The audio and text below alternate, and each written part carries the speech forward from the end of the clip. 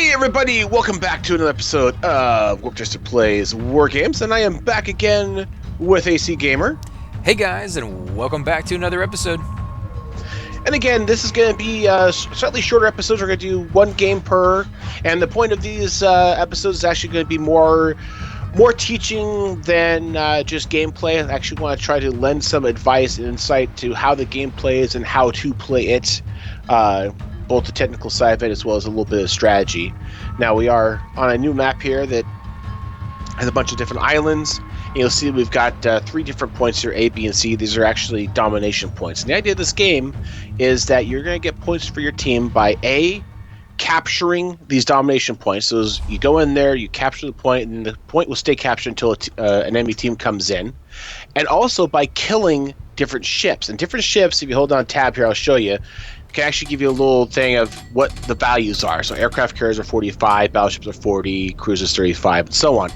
So you get points per tick for every couple seconds for a captured point, as well as points for killing ships. So there's points to be had both by going out and killing as well as just going out and capturing.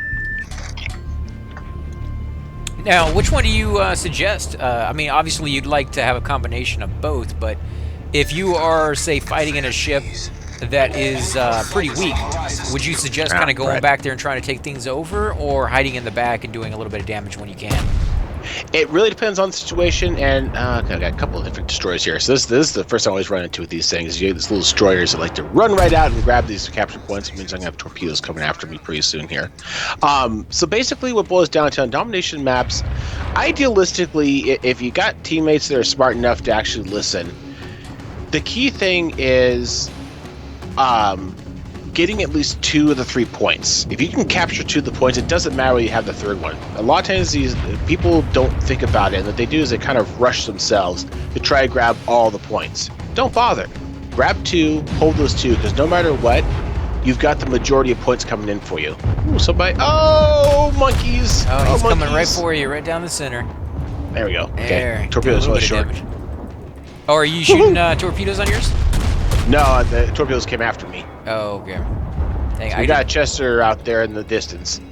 Now, just so you guys know, when it comes to ranging and firing on these guys, definitely whenever you're in the port, look at your ship's details. It'll tell you what the range of a gun is. If you forget to look, it's very simple. Hit your shift button and just go up as high as you possibly can, and you'll see on your little crossbar here, you'll see the range.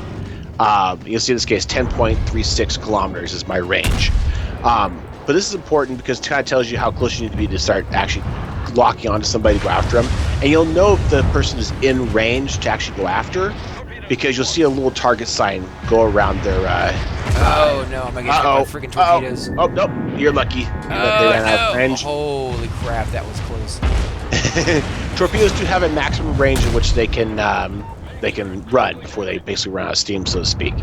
So again, if you see that little crosshairs come up on somebody's name, that means they're close enough for your guns to hit them. Now, I kind of misuse the term lock-on. There is no lock-on in this game. You have to know how to target... Oh, hi there. You have to know how to target ships. And this is a lot by kind of guessing their speed, guessing the distance, and guessing their angle, and making sure that you can line them up right so that the shells meet the ship where they need to. That takes a little gift. Yeah, I agree. I mean, it's just not something I'm really grasping very well with this new ship. He just does not fire nearly as well as I would like. Yours is so much better. I can't wait to upgrade to that one, because he fires from a really far distance. Now, what ship are you using? This is a Tier 2 Japanese cruiser. Oh, crap. Oh, my God. I'm running directly into the battle. Yeah. We're gonna collide, guys. We're gonna collide. Oh, jeez. Suicide run? No, I'm dead. I can't even move. I have no rudder. I am gone. Dang it. Let's see if I can't... oh, yeah, there you go. It's come right straight brought to me. Show me that beautiful, sweet side. There you go. I distracted him for you at least, right? What? No citadels? No citadels at all? Yeah, that's one thing I have yet to actually hit. I think I've only done it once out of all the games that I've played. There's one. Okay, there we go.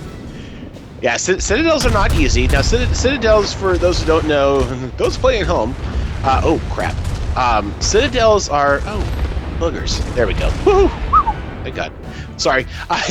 Citadels are basically waterline shots on critical areas. The critical areas are the engine rooms, which are between the smokestacks, and below the main cannons, where the magazines are, where they store the ammunition.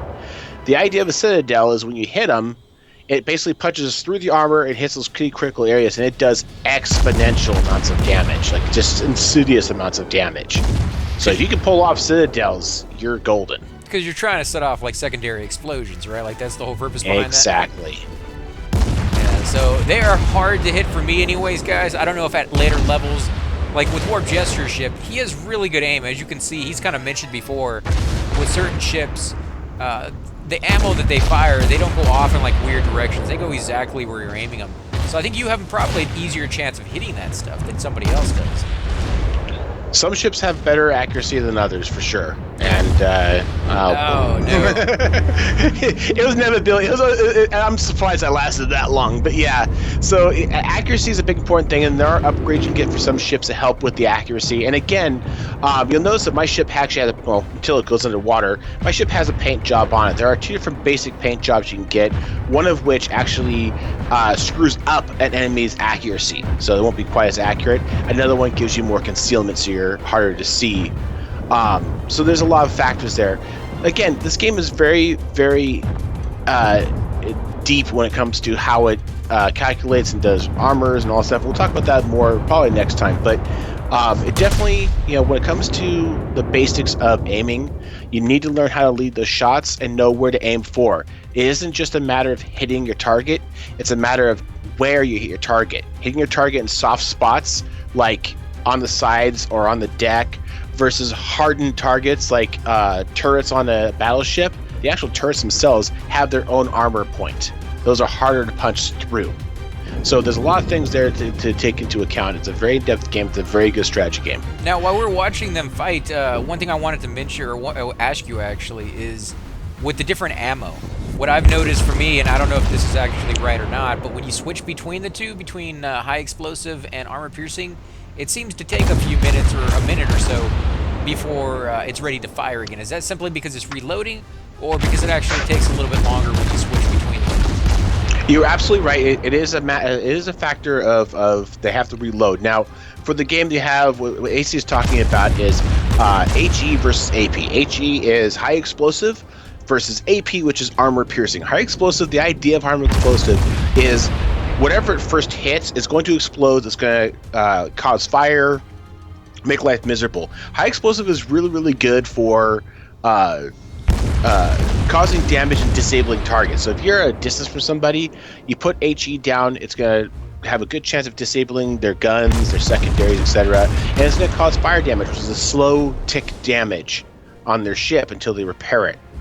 AP is meant to go through armor, so it actually tries to pierce through the armor and explode inside the ship. And this is true to the real world actual things. Now the trick is, if you want to switch from one to the other, you have options 1 and 2, 1 being HE, 2 being AP, and there's 2 ways you can switch between the rounds. First, you can click your button once. So if I'm on HE and I click 2, it will highlight AP. What that means is all my guns are still loaded with HE, but once I fire them, the next rounds they load will be AP. If I double tap, that means I don't care what you have loaded, drop the shell, I want you to load AP now. And that reload time is exponential because you have to basically pull the shell out of the pipe to put in the new one.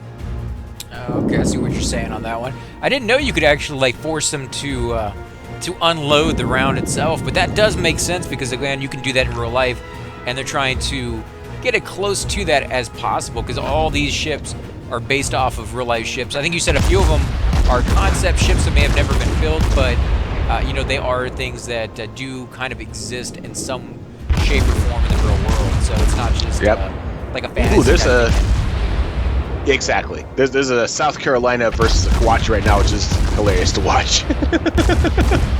These are 2 battleships, 1 American, 1 Japanese.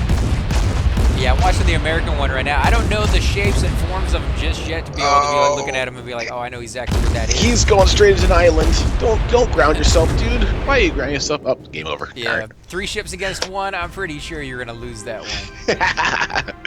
Well, I'll tell you what, guys. We're gonna wrap it up here. But again, in the next episode, we'll see if we can't dive in a little deeper into particular topics. I'll try to focus myself a little bit. Maybe we'll actually try to focus on some It's hard to focus elements. when you're getting fired at, man. It is. It really is. But we'll definitely pick up next time here. So for now, thank you so much, guys. Please, always, as always, do not forget to subscribe if you enjoy this kind of stuff, as well as leave a like. It certainly does help out our channels. And thanks again for watching, guys. Ciao.